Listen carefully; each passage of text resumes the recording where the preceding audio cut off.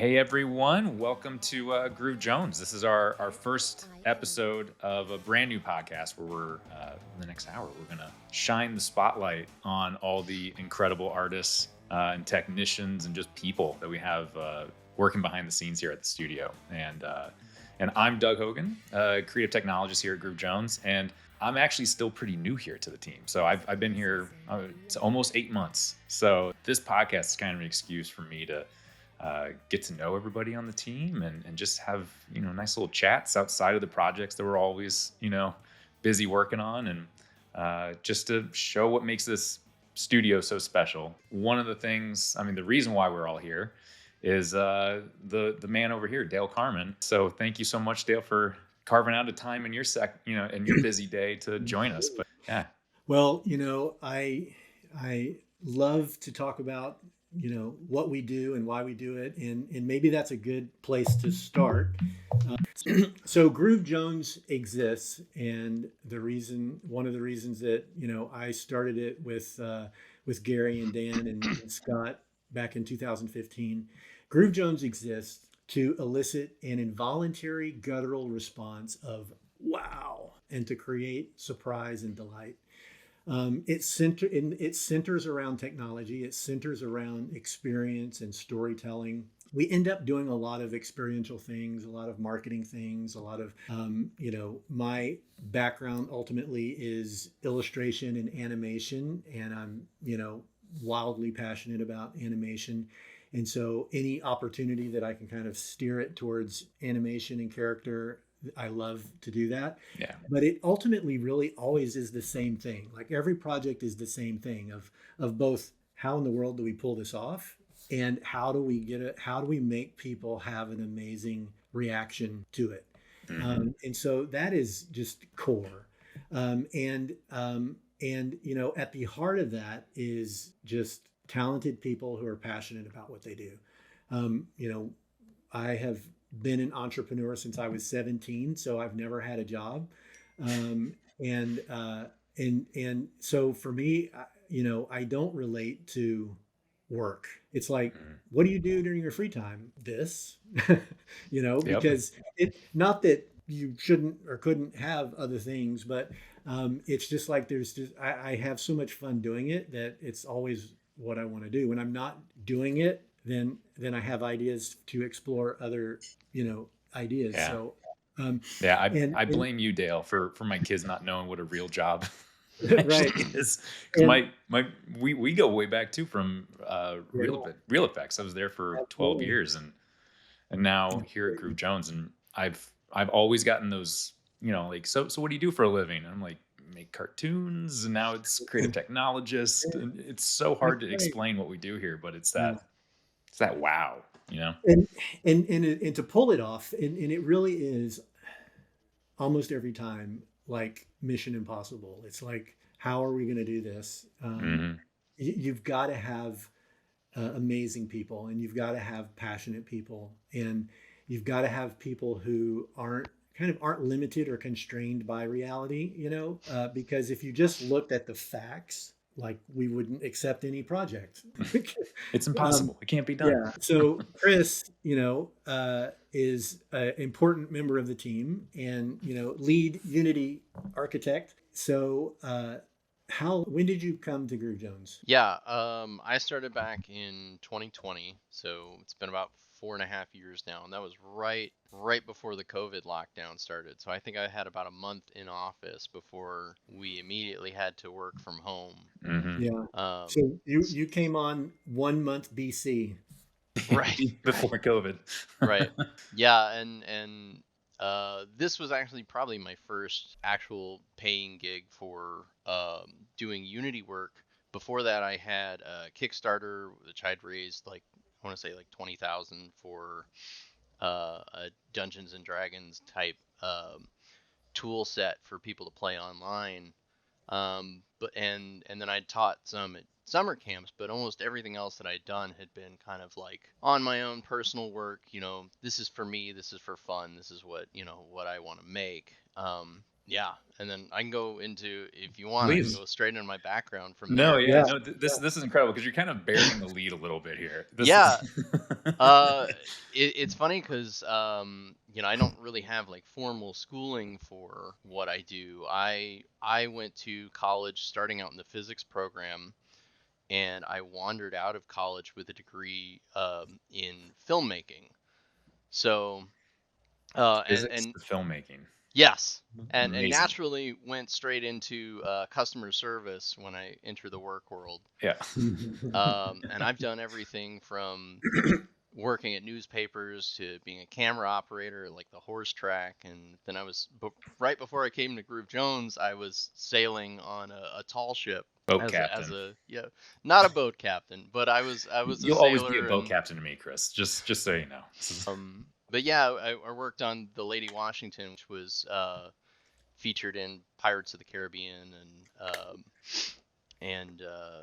was it Star Trek Generations? It was in both of those films, so it was Oh, really that's cool amazing. working on that ship. And then I moved home right before COVID, and I was like, you know what, I want to finally get a job like in the thing I'm passionate about, and I applied here at Groove Jones, and I had an offer somewhere else, and I was like, it was doing more or less the same thing every day, and I had a choice between that and Groove Jones, and I was like, no, Groove Jones looks really cool, and I want to work there.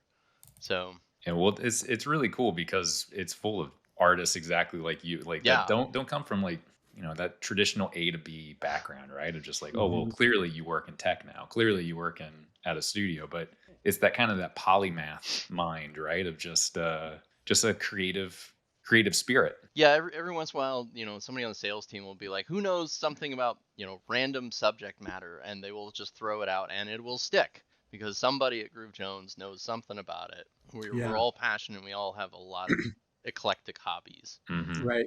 Right. Yeah. Yeah, You've no, I got. I I think that kind of, I mean, that goes to you, Dale. Like you've got this Mhm. amazing ability. I mean, way back of just Mhm. being able to spot that little something. Like I can thank you for being here in Dallas because Mhm. you hired me from just Mhm. pretty much a couple years out of school, and then Mhm. no animation experience, but just kind of CG, and then here we Right. are 18 years later. So you've got an ability, and the team is pretty much exactly like that. It's a wide Yeah. swath. There's a lot of the technologies that we do and that I've been a part of. Whenever they are starting, nobody has done it, and so Hmm. you don't have that kind of background to sort of. It doesn't even make sense sometimes, and then a lot of times, you've got these sort of limitations of just how things are done, or how to approach it, and if you've got young hungry talent, they're not limited by that. Yeah, They don't. they don't know what And they don't know. Hmm. Exactly. And so that can be, a real benefit. And, whenever I began in the CG world, in 93 was when I really was like, this is what I'm going to do.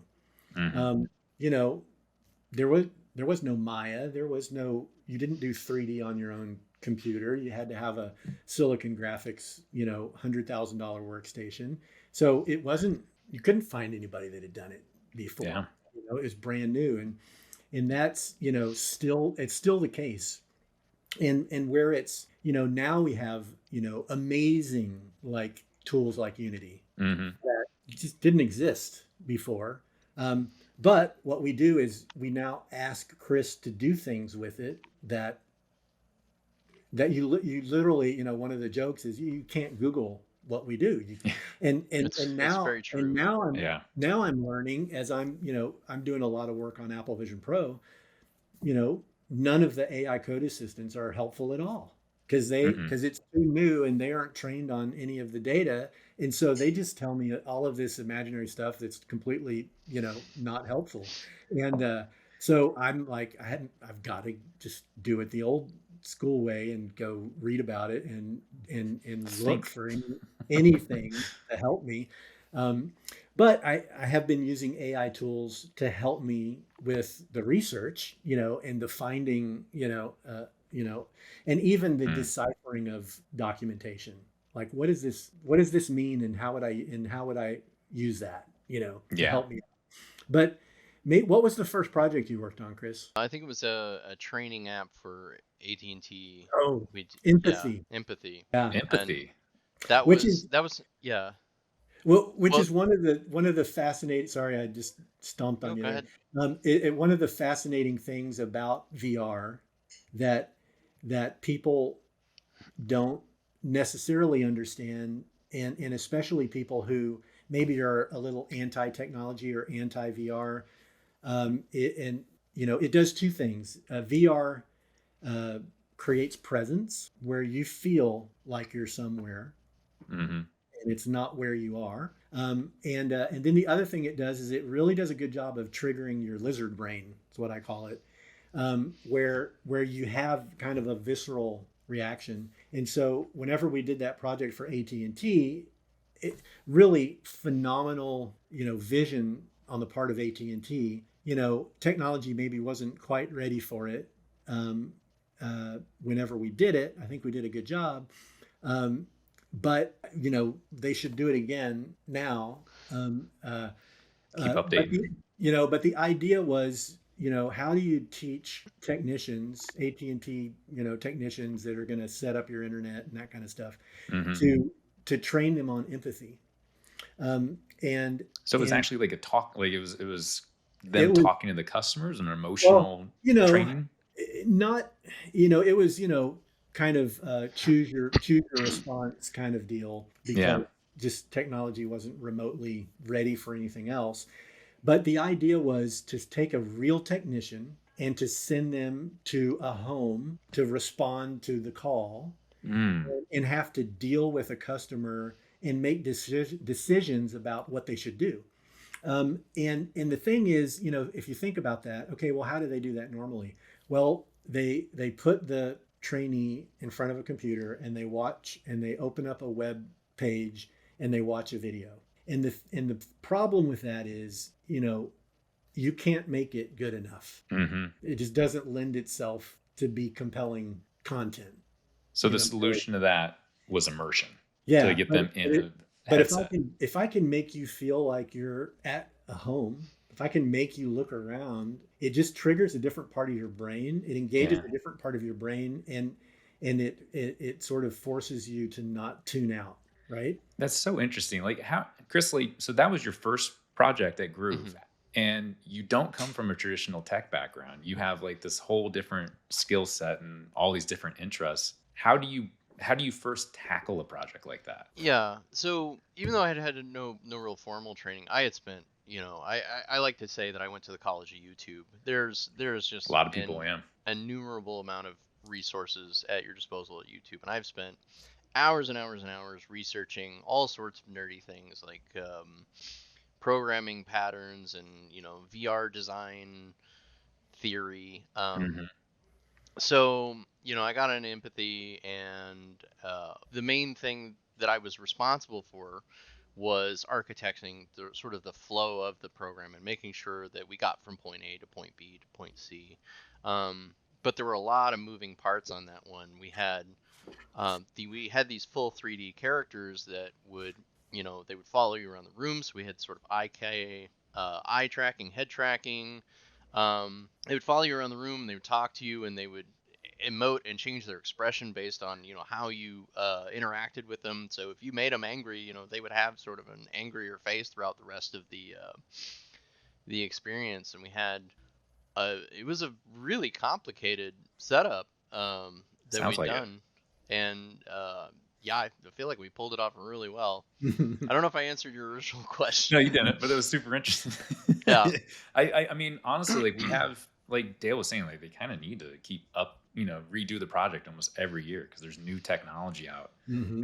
How would you tackle that project now? What would be Oh, the oh, yeah, there's right? lots I would do different. Back then, I was obsessed with this 2017 Unite 2017 talk. It was just like almost like a TED talk for Unity people that was all about using scriptable objects to design your architecture. And it was this really nice flexible system where it's like, okay, the designer can come in and plug in these objects into sockets and kind of make things quickly and easily. And what I've learned over the last 5 years is that while that system is flexible and quick and easy, it is very hard to debug. So just about every project I work on, I think I'm trying to improve my craft by making this, whatever mistakes I've made in the projects before, I take those as learning experiences and I apply. It's like, what can I do better? What can I do differently?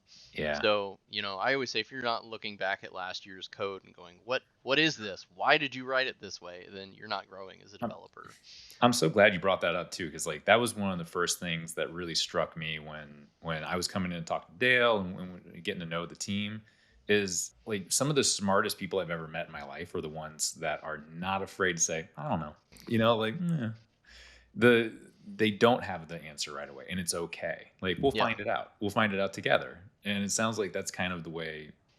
I thought it was just one or two nice people, but then it seems like it's everybody on the team. It's kind of the culture of Groove Jones, of looking back, reassessing, how do we improve. It's all part of the process. You kind of have to. I mean, Dale's fond of saying, don't suffer in silence. It's not good for the project. It's not good for the team to present this sort of facade or face that you've got things in control, you've got things taken care of. It's better to say, hey, this isn't working, something's not going right, or I don't know, or I don't understand, or I don't know how we're going to do something, rather than just press on and try and make it work. I much more respect people that can say, I don't know what's going on, than somebody who like wants to give the appearance that they know know what's going on. Yeah.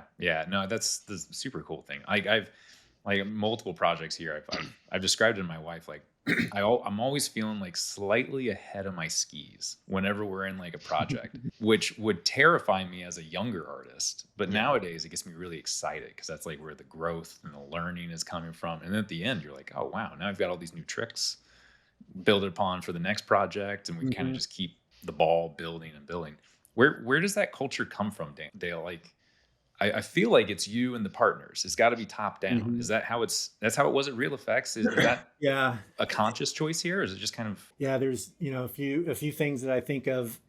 One, related to parenting. An old Amish saying is, more is caught than taught. I can't hear what you're saying because your actions are speaking so loudly. And it's and then the other one that a couple others, I have a lot of sayings. A couple others are That's why we have a podcast. This is all perfect. Let's go. Everything rises and falls on leadership. And then he who thinks he leads but has no followers is only going for a walk. So it really, what you see is people that love what they do, that aren't afraid of the unknown. They can thrive here. And then there are people that aren't cut out of the right stuff. They're not wired that way. And they're not here very long. Like they're quickly gone, because it's like, I used to frustrate, or I still enjoy frustrating one of my partners, Gary Banks, who's been with me forever. He'll say, when are you going to be finished with that? And I'll say, well, whenever I'm done, I will tell you. There's just so much unknown, and you just got to be okay with that. And then people that sort of need a perfect roadmap, or need a perfect plan, or need, it's just like, it just doesn't exist. It doesn't exist for us. And it's not a lack of discipline or effort or desire. I mean, if it would, we would grab it and use it. But it just doesn't exist. So, you've got to, I was thinking about this as Chris, you were talking about the code. It's sort of like, every time I'm finished with a project, I'm like, okay, well, now I would like to do it over, because now I know exactly the way this should be done. And it just ends up like that. You've got to sort of have people who just can thrive in that, the other thing that we encounter, with this technology is, no battle plan survives contact with the enemy. Hmm. It's just like, all right, we've got an idea. Let's start iterating and figuring out, what the Yeah. next step is. And adapt. Like I Mhm. think that was the biggest thing I learned here, coming from a more feature film background, Mhm. commercial background, then coming into experiential work, was exactly what you're saying. Or just like, we can try to think through all the different things, but then like the Final Four project Mhm. last year comes to mind. Who knew it was going to rain and then be insanely hot and then insanely cold? These massive temperature swings that we Mhm. had to adapt with all the machines and the high tech cameras we were using for the AI motion capture. and Mhm. and I remember one of the partners, Dan, was he was one of the first ones to be like, okay, cameras are overheating. I'm going to Walmart. We're getting some baby fans that we had like on the strollers and we're strapping Right. them there. It all worked out great, but it was that adaptation, that really Mhm. quick thinking, not crawling under the desk. It's the Yep. let's solve the problem, let's work it through. Yep. I Um, love that. I have a saying that I came up with from that I kind of acquired from my sailing experiences, which is never overcommit to a maneuver. Mhm. Just because there's something that you want to do or that's the plan doesn't mean that that's the best idea at the time. Sometimes it's dangerous, Yeah. and you should always have, two or three backup plans. Like, okay, what can go wrong? What happens if this doesn't work? It's that kind of uh, plan for the worst and hope for the best. Hmm. There's something similar to that. Oh, yeah, it's better to have it, not need it, than need it, not have it, Yeah. as Well, well. is this true too? I think you told me this actually one of the first times we met, that most sailors don't know how to swim. Is that like a common thing? Like, That so is this it a is myth? that's like 1800s like sailors. Oh, So they would prefer to drown than or yeah than to survive drowning. I don't remember. That's kind of like what I had heard. I, oh, I I'm I so don't know sad. that for sure, but yeah, but most of them back in the day did not know It's how to like swim. it's like the first paratroopers never landed in an airplane. Mm, 'Cause they had never been in an airplane until they were paratrooping, and they always jumped out of them. yeah, So they Hmm. never we gotta actually land. landed in an airplane.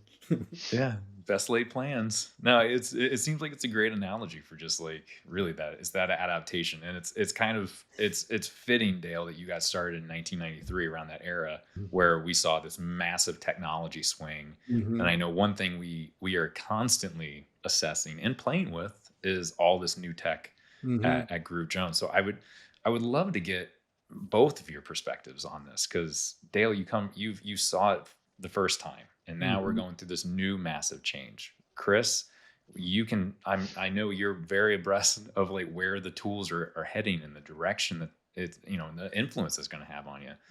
Yeah. I'd love to hear your thoughts. Regarding what specifically? Oh, let's just say it, AI. Let's Oh, just jump. I I knew this question was going to come up, I and knew. my opinion is probably like the least cohesive with most of the people that I work with. I think AI is a fun, interesting new toy. Um, I think there's potential for it. I try not to use it in my personal work or in my professional work, mostly um, because it robs me of the challenge. It robs me of that ability to make the mistakes or to know my code inside and out. Yeah. I think there's a danger to become over reliant on that sort of technology, and a danger to trust Oh that yeah. technology, which I think people are starting to learn now, is that AI is not, without its flaws. Trust but verify. Yeah. So I think there's a lot of cool things that it can do. I think it's great for things like prototyping, where it's like, hey, we just need an asset that gets in here quickly. All right, Hmm. I'll just throw a placeholder image. But there's nothing, in my opinion, there's nothing that really beats that eye and that hand and that voice of a real artist. Yeah, well, especially a young artist too, right? As they're developing, you want them to be able to kind of develop that foundation. And then I kind of see as AI is more of like this great tool that's come for more senior artists to kind of, save us from those repetitive things that we don't. necessarily need to do. We understand it, but Hmm. it's not a crutch. It's more like a multiplier. Yeah, I have Copilot on Visual Studio, and for the most part, it's used as almost like an autocomplete for Hmm. me, a fancy autocomplete. Syntax highlighter. Yeah. Yeah, yeah, yeah. Yeah, Dale, what do you think? Because I know you are deep into Cursor. You're Yeah. you're you're programming AIs to help you with Apple Vision Pro development, which Yeah. blows my mind. So I have been through a lot of technological revolution.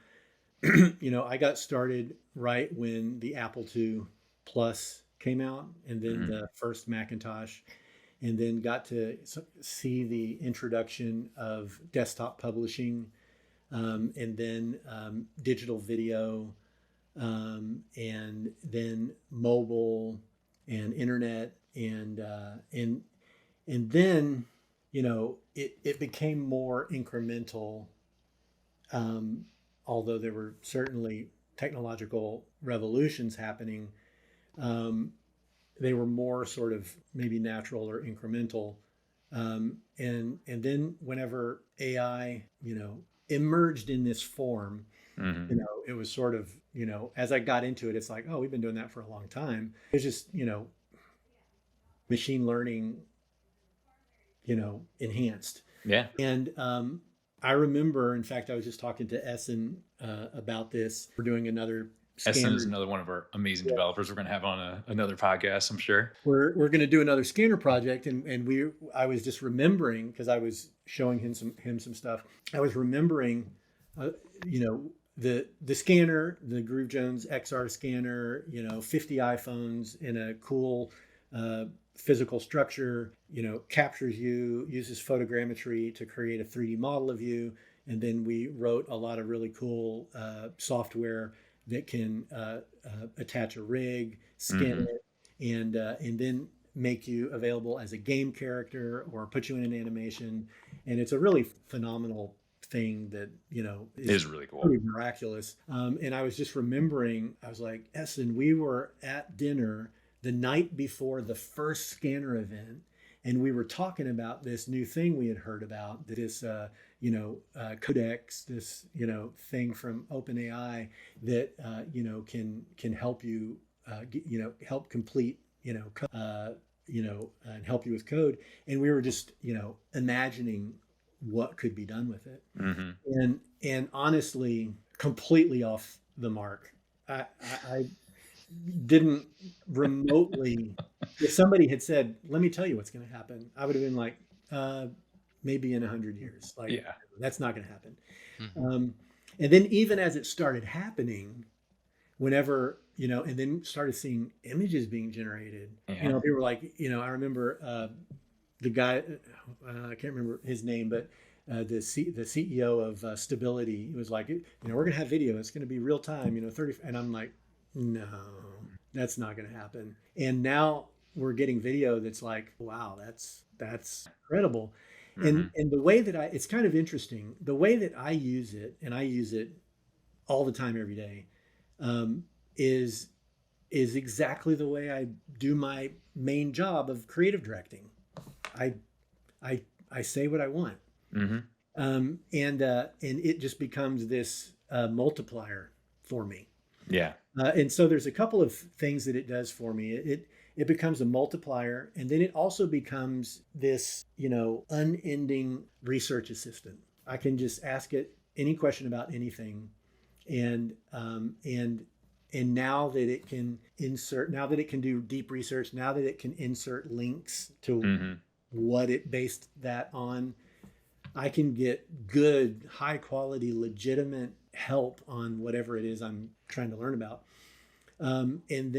And then the most recent thing that I'm doing, I'm definitely using it for a lot of code help, and definitely, to Chris's point, if you don't know what you're doing, you're going to make a mess. Oh, it's going to be just, You yeah. know, I hate the term. I like vibe coding. It's a yeah, cool term, but I just call it messy coding because when you yeah, really open it up, it's just logic loops that don't make quite sense, just yeah, extra code that's just bloat. It's, yeah.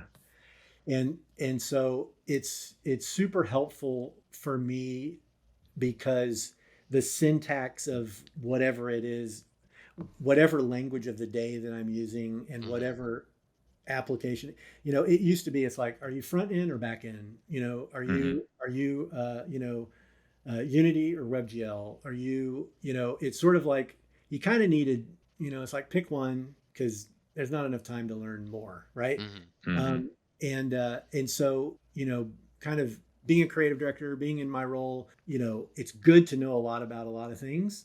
But when it came to code, it was like I have no idea how.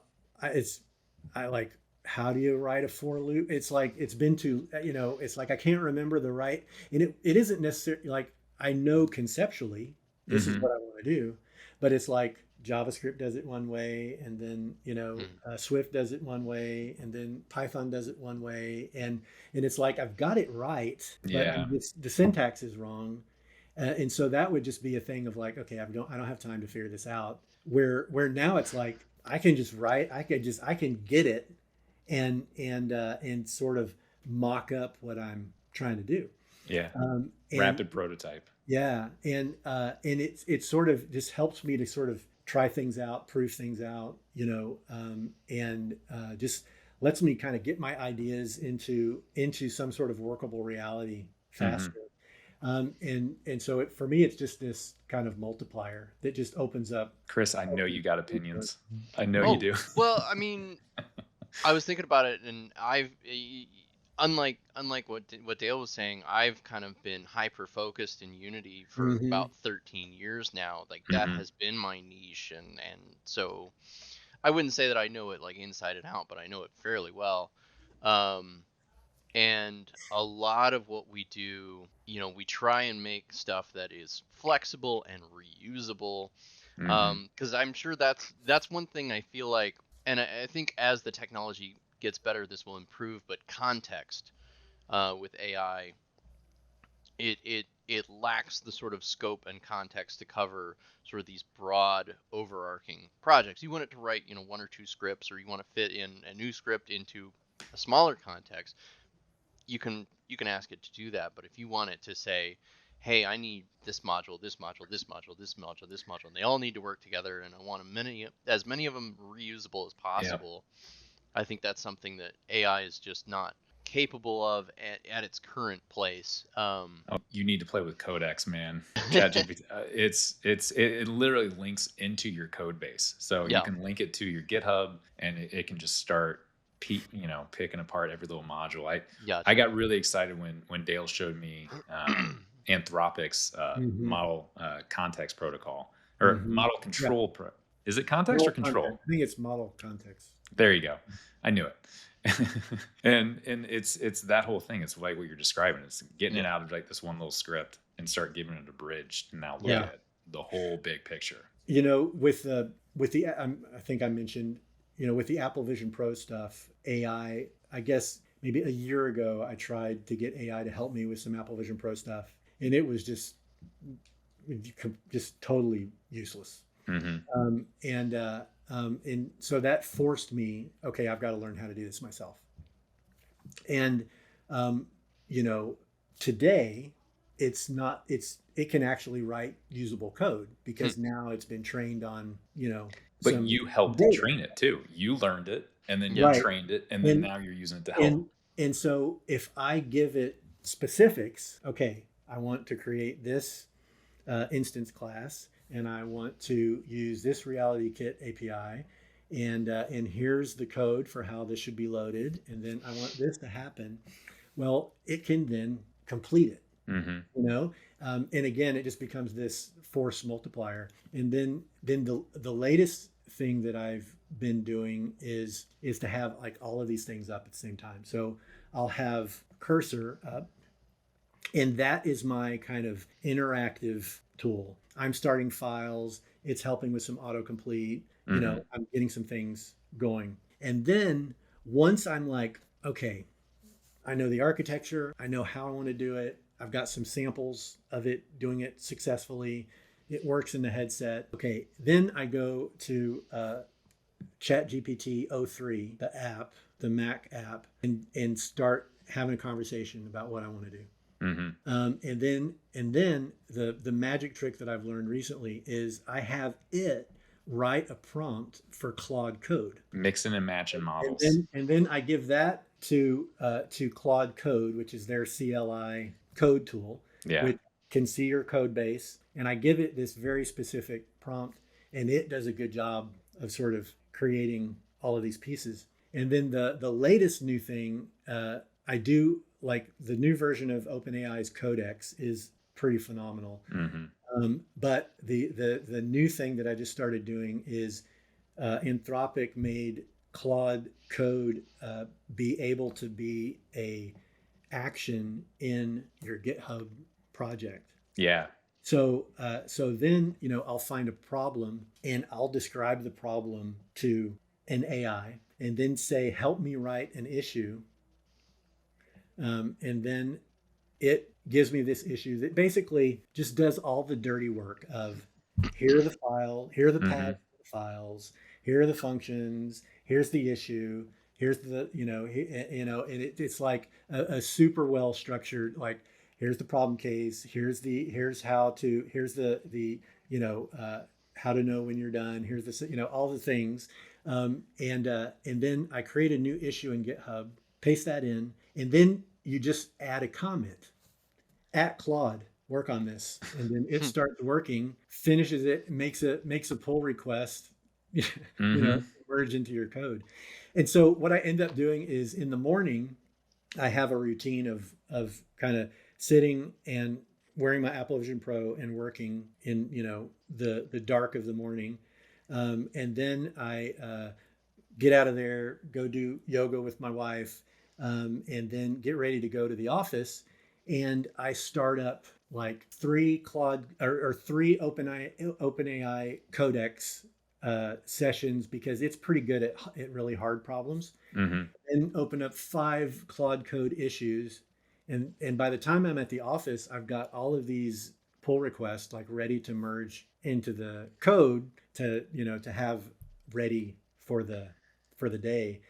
And so I think what people are seeing is we like to multitask at Groove that's Jones. right. This is kind of where we thrive with all the windows open, multiple But projects happening at the same time. yeah, but you have to know what you're doing if it's anything serious. Like if it's just a Yeah. simple little web simple thing, okay, Yeah. sure. Yeah. To Chris's point, that's exactly right. You have Yeah, to have that foundation, that basis to yeah, be able to work with the AI because it can go off on the rails. Like, yeah. It loves to go off the rails. So this is kind of funny. So like I use every model and I sort in every app and I sort of bounce around between them, um, and have quite a passionate love-hate relationship with each of them.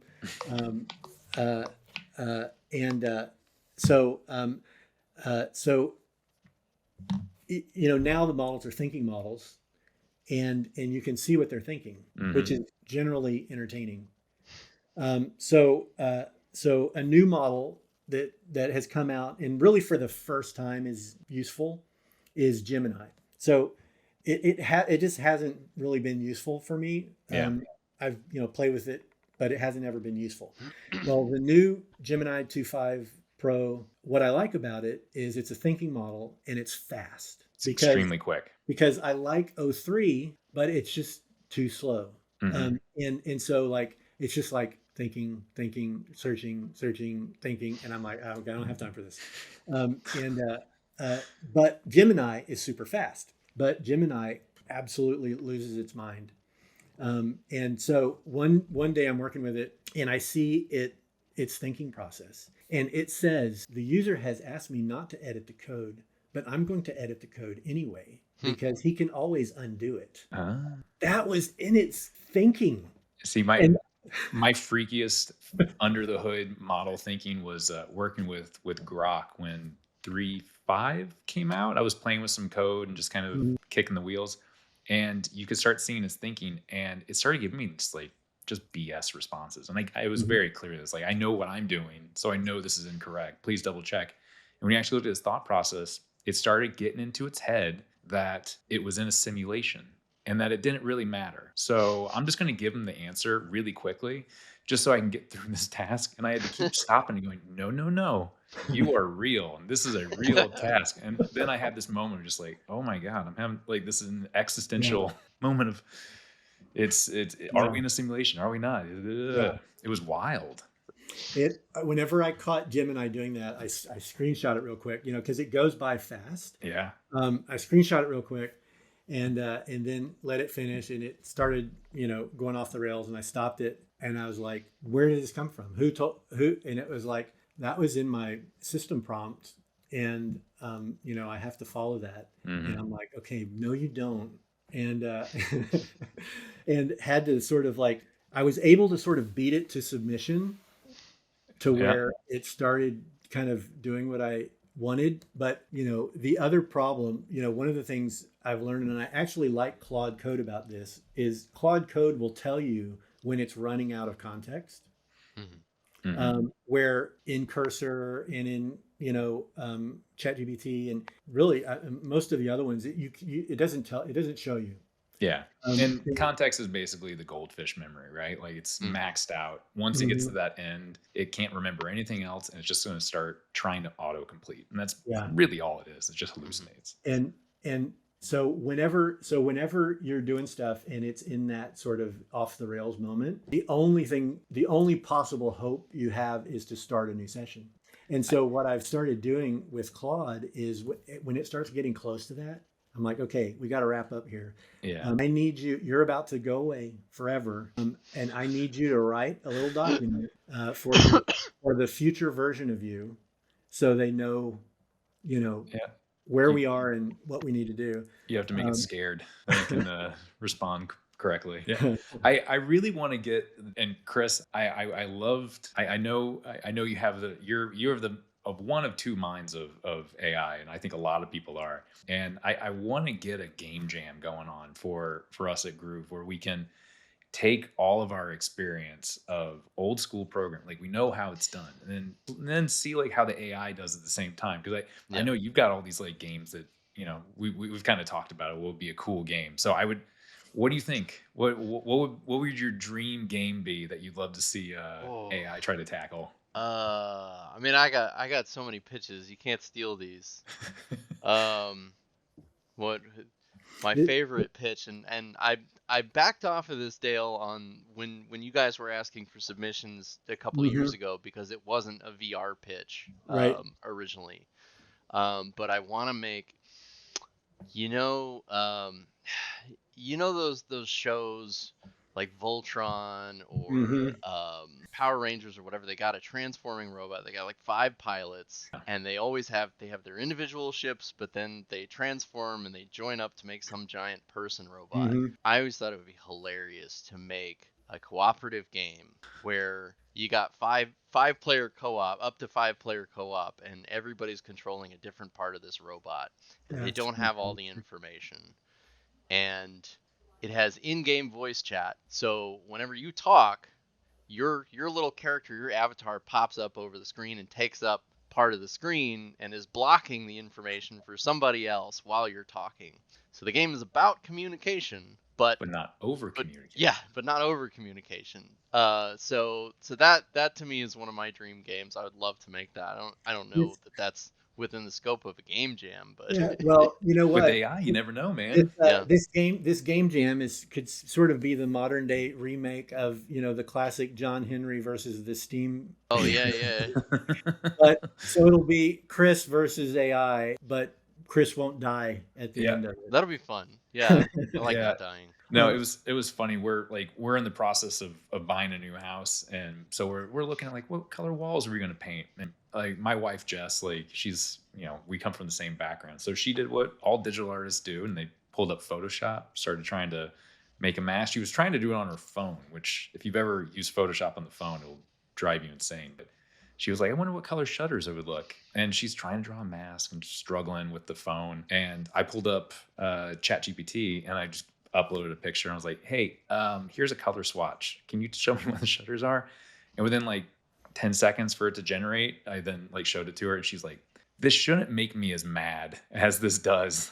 I've been struggling with the phone and you just asked an AI to do that, but that looks really good and I have some notes, so and we started just tweaking with it and it was this really fun back and forth really quick with an AI. That it's new it's tools. it's interest it's interesting because there's definitely some passionate feelings and some passionate fears and some passionate debates. And, fundamentally, once again, can't stress enough that to be any good, you've got to know what you're doing. Hmm. So it has to come from a foundation of knowledge. But the degree to which we've done this 100 times already, it's like you're not writing in machine code, True. Yeah. and you're super Yeah. thankful about that. Yeah. In same, on my journey, I am fine if I never have to do a 3D camera track on footage by hand again. Hmm. Hmm. It is free today. It's free, Yeah. and and it's high quality. And it was funny the other day. I was helping a friend with a little thing, and so I'm using Final Cut Pro, which has roots into Shake, so it's got like some legit Oh like yeah. high quality My first compositor. I work love Shake. work and algorithm in there. But it was like in the early days of visual effects, I worked on Flame, and it was like that was for serious work. Like you didn't do serious work on, Final Cut Hmm.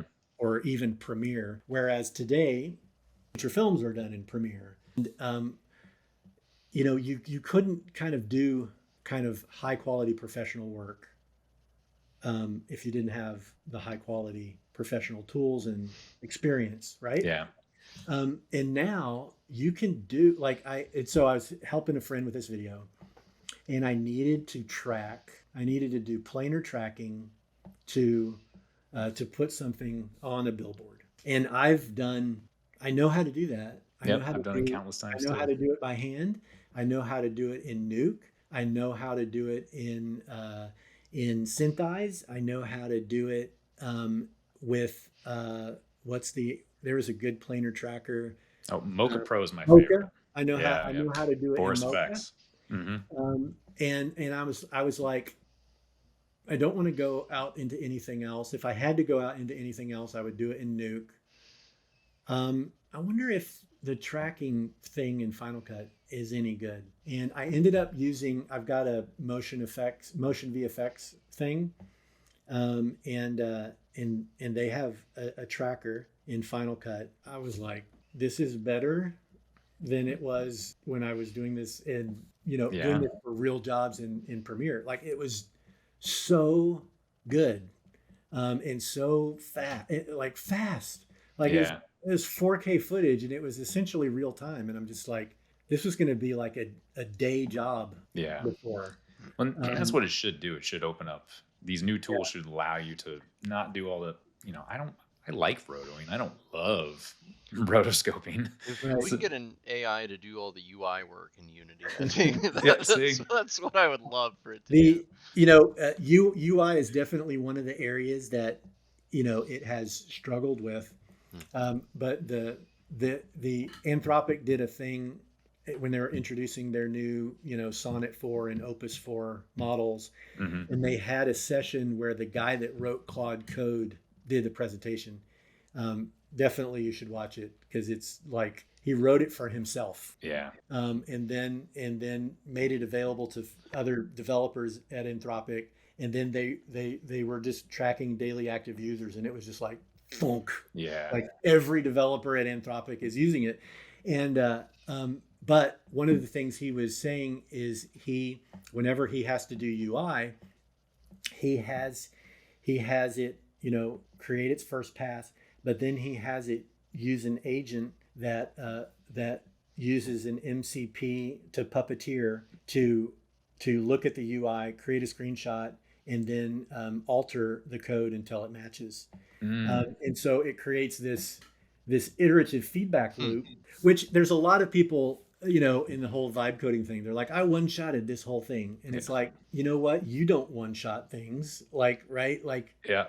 and especially when it comes to UI, it's like, you've got to iterate. Like you got to do it. Look at it has to do be it, look at modular it. too, because it Yeah. is all about iteration. If you just Mhm. one shot it, I guarantee it's going to be this gobbledygook of you change one thing and now everything breaks and you Right. can't debug it. And yeah. There was an episode of Westworld, or a season of Westworld, the newish one several years ago with Evan Rachel Wood. Is that her I think that's right. name? Yeah.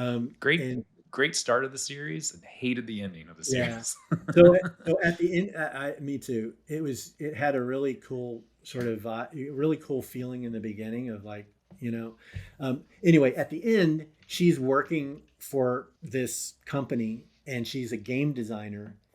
But she's speaking what she wants to this sort of holographic display. Mm-hmm. And I'm generally pretty good about this is where technology is going and this is what's going to be possible. Um, and I'm watching that and I'm just like, that's silly. Like that's never going to be possible. Like I Especially for visual effects artists, like I think like we usually talk in like movie quotes and like mhm. make it like this, and it's not very descriptive, but we all kind of know what it is. I would be very curious to see if you could ever train an AI to I, be a fan I, of Jurassic Park and be like, I make. feel like we're well on the way to the holodeck basically out of Star Yeah. Trek. I mean, That's you were on the basically how boat. that works. Yeah. So. It's fitting you were on the boat Oh for yeah. generations, so it's It's yeah. in the holodeck. How So long were you it's on the come boat? full circle. Oh, I was only on there like 2 or 3 months. I had moved up Hmm. to Washington, and then we broke the boat in a storm, and we had to put into Aberdeen to do repairs over the winter. Man. So Hmm. we were supposed to sail down to California. I was really looking forward to that, but we only sailed down the coast of Washington and half of Oregon, I think. So, Hmm. or no, we didn't even go that far. We just went. We started out in Port Orchard. It was just a 2-day sail that we went more or less, yeah, Yeah. out of Puget Sound and then down the coast, Hmm. which is a fun and interesting story that I don't know that we have time for. Well, we got about 5 minutes as a wrapping. Yeah. So Go. these old wooden ships. In Hollywood, you always see them with a big ship wheel, but that wasn't really realistic for the time. So this one actually had a tiller made out of purple heartwood, which is very thick and heavy wood, and is about 15 feet long. And so this tiller is directly tied to the rudder, and you have to stand there. You pretty much use your entire body to push this thing left and right and steer this 100-foot ship, wooden sailing vessel. And it's my turn at the helm. I'm doing like a couple hours, I want to say, at the helm, and I was starting to get sick. I had a fever, and the sun's going down, and there had been this storm that had washed all these redwood trees out to sea. So there's these several 100-foot redwood trees. Huge. Somebody's standing at the front of the boat telling me, steer 5 degrees left, 5 degrees right, whatever. We're just dodging these trees back and forth in the middle of the Pacific, and man, that was I would that not was an expect experience. trees. Like Sounds if like I was ever getting in a boat, I wouldn't think like, well, I better get sounds going Big, like a dodging good trees. big sounds like a redwood good trees. game. Sounds Yeah. like It a fun does. game. Yeah. We need to bring that up in the next client meeting, That's right? that's one thing that has broken me about sailing is going back, and I'm playing Legend of Zelda Wind Waker right now, and going back and playing all these sailing games that I used to love before I really got into sailing, and it's like that's not how sailing works. Yeah. Well, I think we need to put a poll out, Dale, of what is the game that we're gonna vibe code with Chris. Is it Yeah. gonna be a sailing game? Is it I gonna got be one of those in the works the too. mega? See, we've got Yeah. so That many. one's very hard though. Yeah, see, I love that about like everybody here is you can tell there's a passion that we're working on these things like in our free time. Like I was doing some Mhm. VO3 testing over the weekend just because it's a Mhm. fun model to play with, and you've got your dream games that you're gonna be always, it sounds like you're always kind of tinkering with in your mind. I love that about this place. It's great. It's very Very cool. good. Well, we are coming towards the end. Chris, thank you so much for throwing Indeed. yourself in here, man. Thanks for having me. You're the first one through the wall, so to speak, and Mhm. it's clear, why you're a great developer over here is because of your unique background and just the way your mind works. Is that magic, and that creativity that we have here at Groove, and that all goes to Dale, the partners, and everybody, top down. It's a really cool place that we have here, and I'm super glad to be a part of it. So thank you Awesome. guys for joining the first podcast. This is cool. Very good. Thank This is you. fun. Yeah, and we are going to be at AWE this weekend, or this whole week. So if anybody wants to come, we're in California. You want to come by and check us out? We're going to be talking all about AI. I know Dan has a big talk coming up. Tomorrow, which is going to be Wednesday. I don't know when this is going to go out, but we've got a lot of really cool things that we're working on at Groove Jones. So come over and hear all about them. So beautiful. All right. Thanks, Until guys. next time. Thanks for joining us, everybody. Thanks for joining us, Chris. Bye. Thank you. See ya.